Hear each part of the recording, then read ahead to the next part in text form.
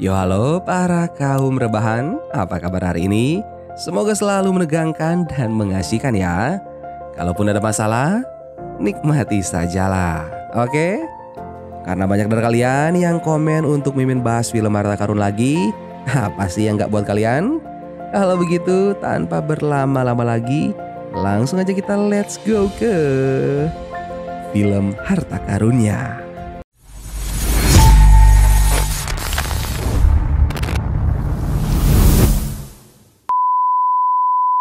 Film diawali dengan memperlihatkan seorang pria bernama Su Yuan yang menceritakan hilangnya kepala patung Buddha yang dibuat Wu Zetian akibat insiden pembakaran aula kuil kekaisaran oleh Xu Huai pada dinasti Tang.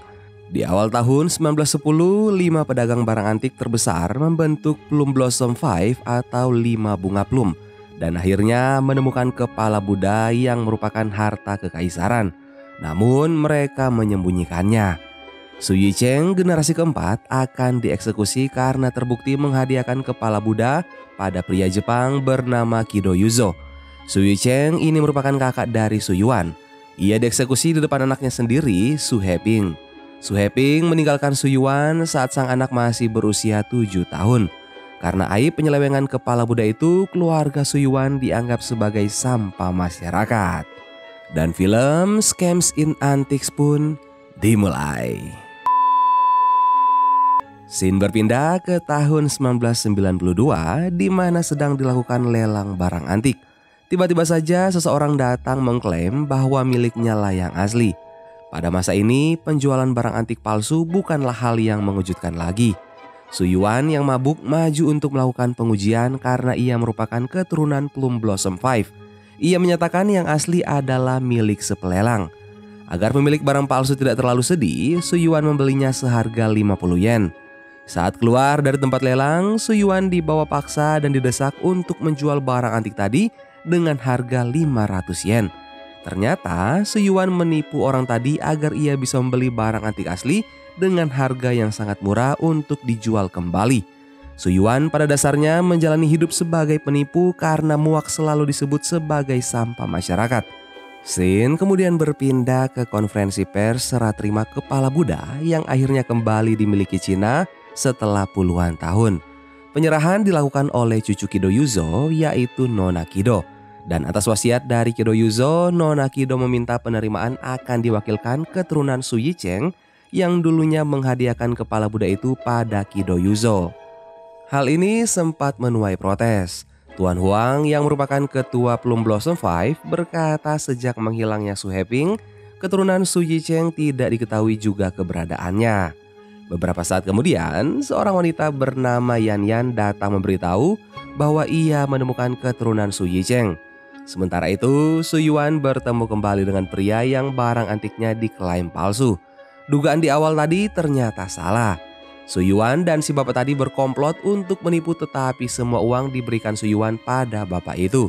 Su Yuan memiliki pekerjaan utama sebagai tukang servis elektronik. Su Yuan pun pulang ke rumah dan menyapa foto almarhum ibunya yang tewas karena musibah kebakaran di tahun 1972.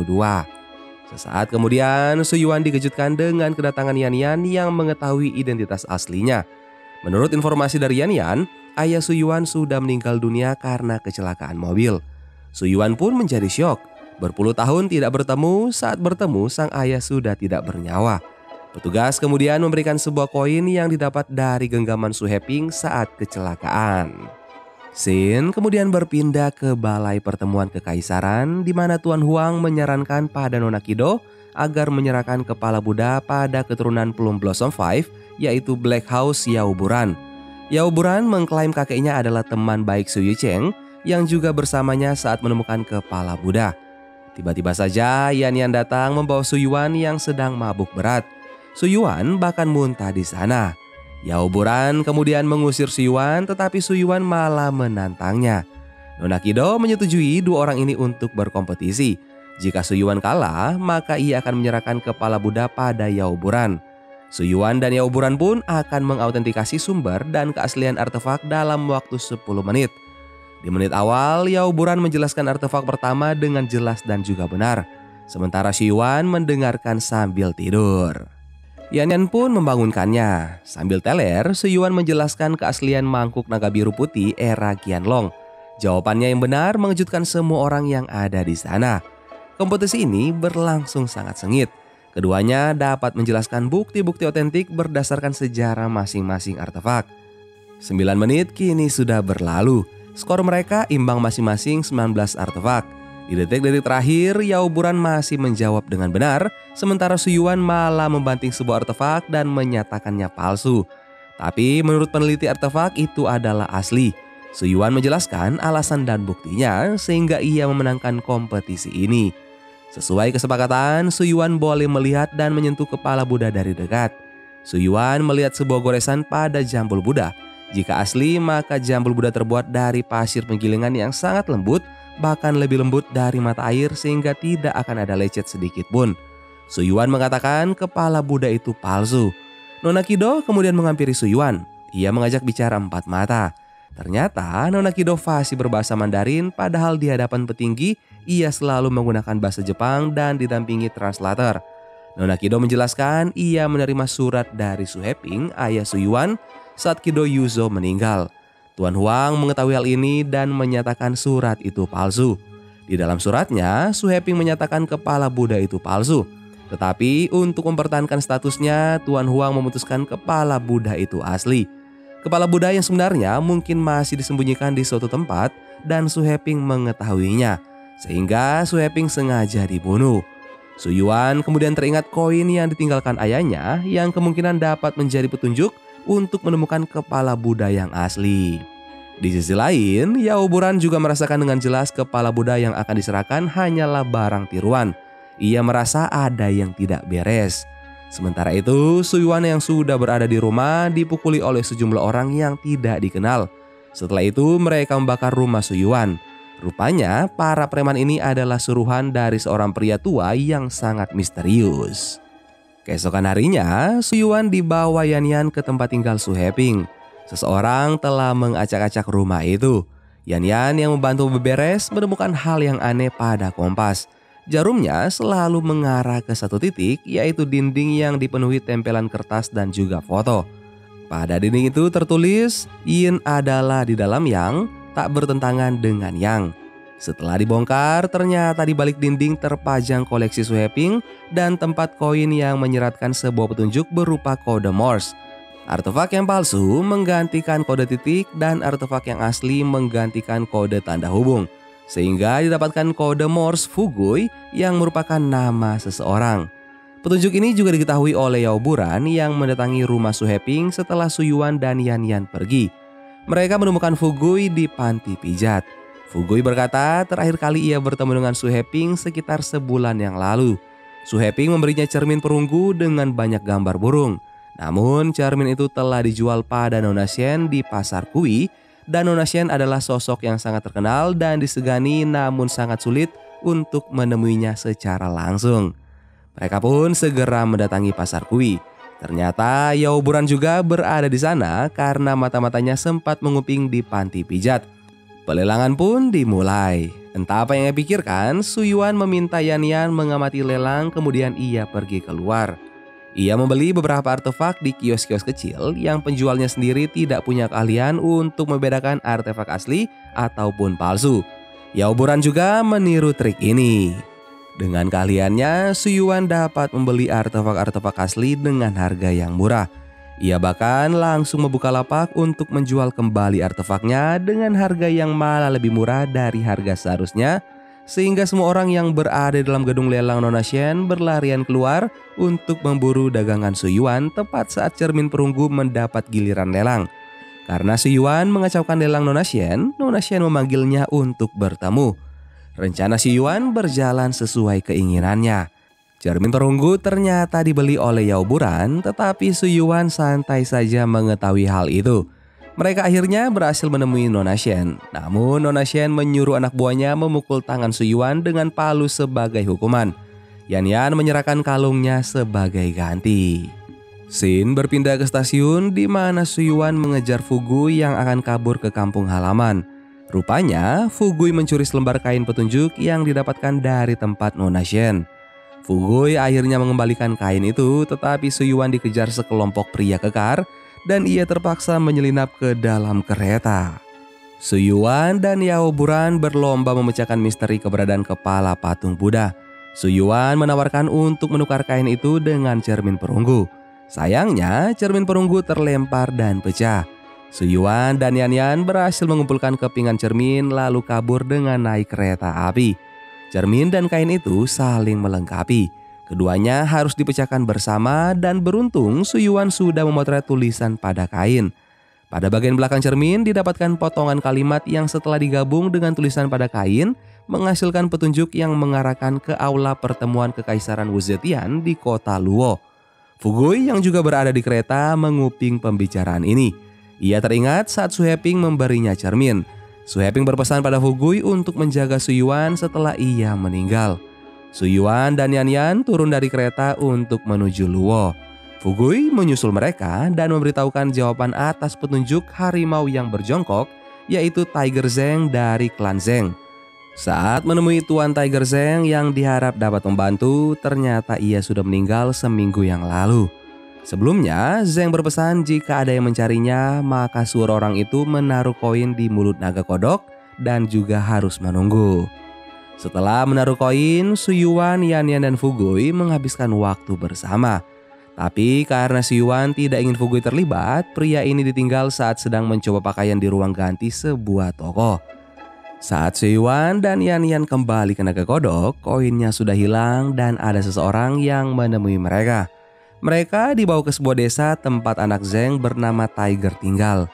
Ternyata Yao Buran juga sudah lebih dulu tiba di sana dengan membawa hadiah. Karena panik, Yan Yan mengaku sebagai hadiah yang dibawa Suyuan. Mereka asal bicara saja mengaku sebagai anggota Lau Chao Feng, tapi ternyata organisasi ini yang mencurigai warga desa mereka dan dicurigai juga yang membunuh Tuan Zheng.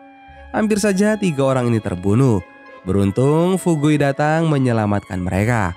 Fugui yang dikenal sebagai teman baik Zheng mengaku Suyuan adalah anaknya. Tiba-tiba saja Yao Buran mengaku sebagai saudara Suyuan dan Yan Yan istri Suyuan.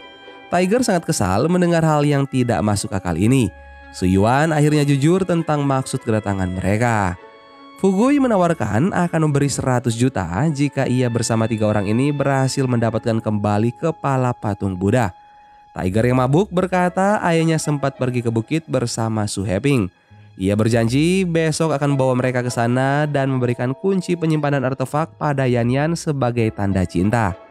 Yan Yan diam-diam memberikan kunci itu pada Suyuan lalu berperan sebagai pengalih perhatian, sementara Suyuan dan Yao Buran menyelinap pergi. Karena waktu yang terlalu sedikit, mereka memutuskan untuk bekerja sama kali ini saja. Satu persatu pintu dibuka, didapatkan petunjuk berdasarkan papan catur Cina yang mengarah pada satu artefak. Di sisi lain, ternyata Tiger tidak mabuk. Ia sengaja menjebak Suyuan dan juga Yan Yan agar memecahkan petunjuk menuju kepala patung Buddha. Beberapa saat kemudian, kelompok Lau Chao Feng datang menyerang. Tiger lalu menyandra Yan Yan dan membawa Suyuan dan Yao Buran ke Candi Timur Laut. Untuk memecahkan petunjuk selanjutnya, di sana mereka mendapati peta dari rumah-rumah bintang 28. Dengan guci peninggalan Zheng yang dibawa Tiger, guci itu diputar pada peta sesuai dengan bagan Zhang Zhengyao dan tiba-tiba saja patung Dewi Belas Kasih bergerak, membuka jalan pada sebuah ruang bawah tanah. Di dalamnya terdapat patung Buddha yang masih utuh. Suyuan mengamati dan ia menyadari ada satu simbol di bagian belakang patung yang terus muncul di setiap petunjuk. Suyuan teringat pada pola permainan catur yang diajarkan ayahnya dan simbol itu menandakan Tiger's Mouth alias jebakan. 3 saudara bohongan ini kemudian berontak pada Tiger dan bersembunyi. Tiger memanfaatkan kesempatan ini untuk mencabut kepala Buddha dan Suyuan menyerangnya. Tiger yang sangat marah menodongkan pistol pada Suyuan. Sesaat kemudian terdengar suara tembakan, tetapi yang tertembak adalah Tiger dan bukan Suyuan. Seseorang dari Lau Chao Feng menembaknya. Mereka lalu menyandra Fugui. Ternyata Yao Buran adalah bagian dari Lau Chao Feng.